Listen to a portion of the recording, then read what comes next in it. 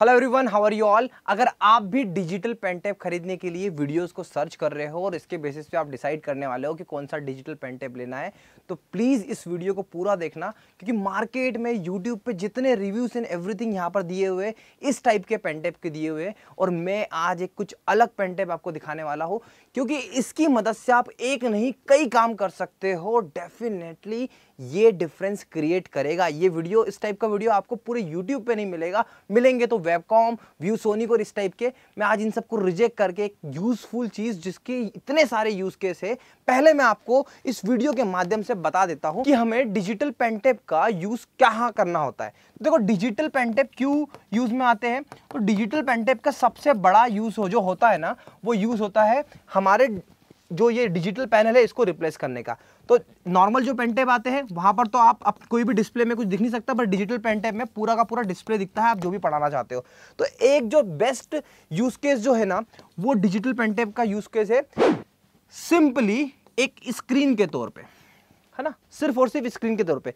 ये वैकॉम के, व्यूसोनिक के जितने भी आते हैं ना ये पेन टैब, ये देखो आप, ये वैकॉम 1, ये व्यूसोनिक, ऐसे वाले पेन टैब सारे हैं मेरे पास में। मैंने सारे बाय करे हुए हैं, प्रॉपर तरीके से यूज करा हुआ है, इसलिए ठोक बजा के बोल सकता हूं। ये वैकॉम का पेन टैब और ये व्यूसोनिक का पेन टैब, ये पेन टैब क्या है, ये जस्ट ए स्क्रीन है, ये सिर्फ एक डिस्प्ले है, इसके अलावा कुछ नहीं, कोई कुछ नहीं। अभी इनकी प्राइसिंग बताऊं आपको मैं, तो इनकी प्राइसिंग आप जानोगे ना, तो इसकी प्राइस है 35,000 रुपए और इसकी प्राइस है 32,000 रुपए। थोड़ा सा आगे पीछे हो सकती है, देख लेना आप, अमेजोन पे इसकी लिंक भी दी हुई है। अब आपको पता है इसके वर्सेस में किसको खड़ा करने वाला हूं, सैमसंग के, सैमसंग गैलेक्सी के आपको टैब को खड़ा करने वाला है इसके सामने। क्यों?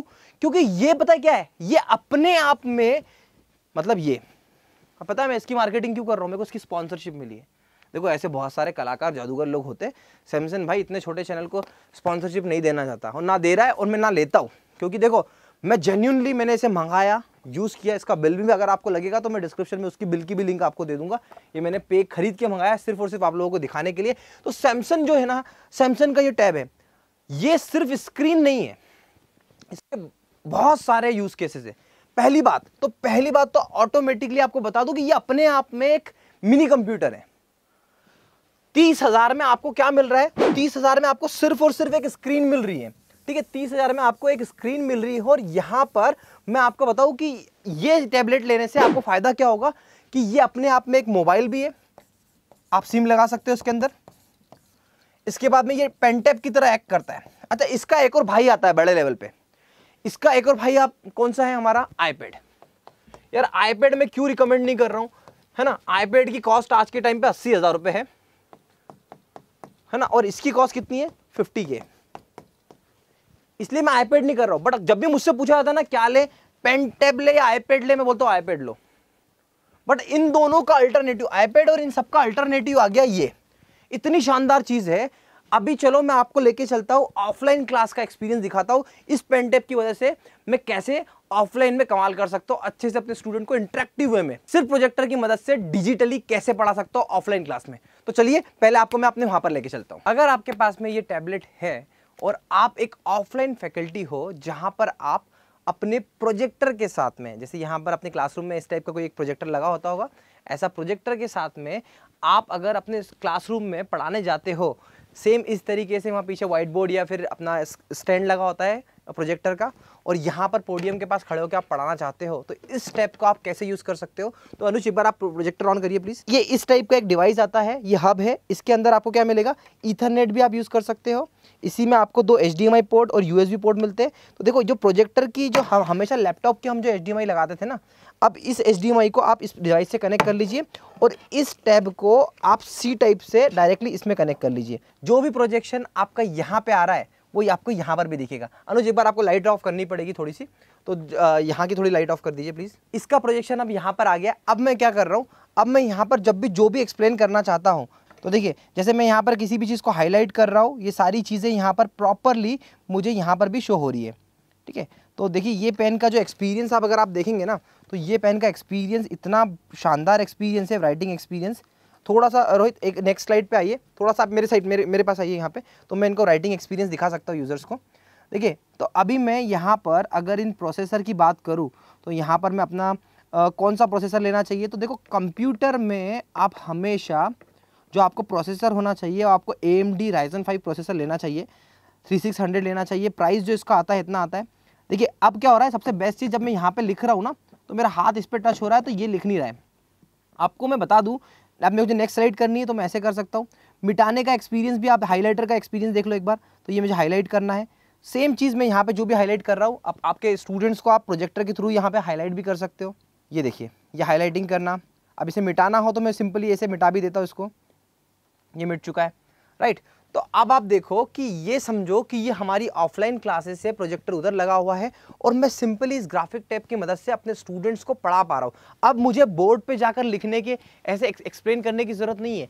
मैं यहीं पर प्रॉपरली यहाँ से हाईलाइट करके बता सकता हूँ, यहाँ पर कुछ लिख के बता सकता हूँ। जैसे अगर मैं कुछ राइट कर दूँ तो मैं यहाँ पे कुछ भी ऐसा एक लिख के आपको एक्सप्लेन कर सकता हूँ। देखिए ये जो यूज़ केस था, इस टैबलेट की मदद से हम हमारे नॉर्मल क्लासरूम को भी डिजिटल क्लासरूम बना सकते हैं। इसलिए मैं कह रहा हूँ कि ये as compare to other better है।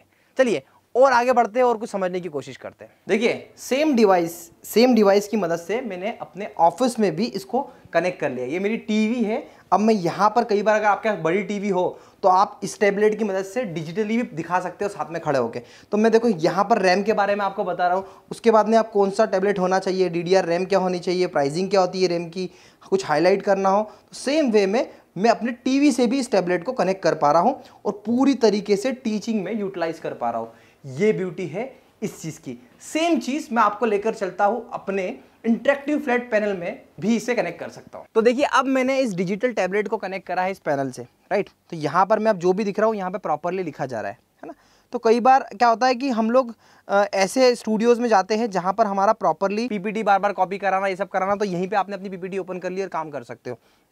अब इसके अलावा मैं आपको अपनी स्क्रीन पे दिखाता हूँ कि ये टैबलेट में मैं YouTube पूरा मैनेज कर सकता हूँ, जूम मीटिंग प्रॉपरली कर सकता हूँ, है ना। जूम मीटिंग प्रॉपर हो जाएगी। यहाँ पर मैं आराम से पावर पॉइंट भी अपना इंस्टॉल कर सकता हूँ। जैसे मैंने माइक्रोसॉफ्ट ऑफिस लिया है, ये अगर बाय कर लो आप तो आप ये सारी चीज़ें यहाँ पर कर सकते हो। पावर पॉइंट एक एक चीज़ यहाँ पर हो सकती है बहुत ईजीली। जो चीज़ आप अपने मोबाइल में कर सकते हो, 6 GB कॉन्फ़िगरेशन है इसका, रैम 6 GB है, वाकई में बहुत अच्छे से वर्क करता है। आप यहाँ पर कॉल कर सकते हो, हालांकि कॉल नहीं करना आपको, सिम विम डालना नहीं, इसमें इतना फ्रूटफुल नहीं होता, इतना बड़ा लगा के रखोगे, बट स्टिल सिम डालने का फ़ायदा ये है कि इंटरनेट होगा, इजी टू एक्सेस होगा, पावर पॉइंट आप बहुत इजीली खुद से बना सकते हो। ऐसे कोई भी सॉफ्टवेयर आप डायरेक्टली यहाँ पे OBS स्टेमलेट की मदद से आप डायरेक्टली लाइव भी जा सकते हो। तो ये सारी चीज़ें यहाँ पर है। अब आप देख रहे हो इसी टैब को मैं ऑपरेट कैसे कर पा रहा हूँ, अपने हाथ से।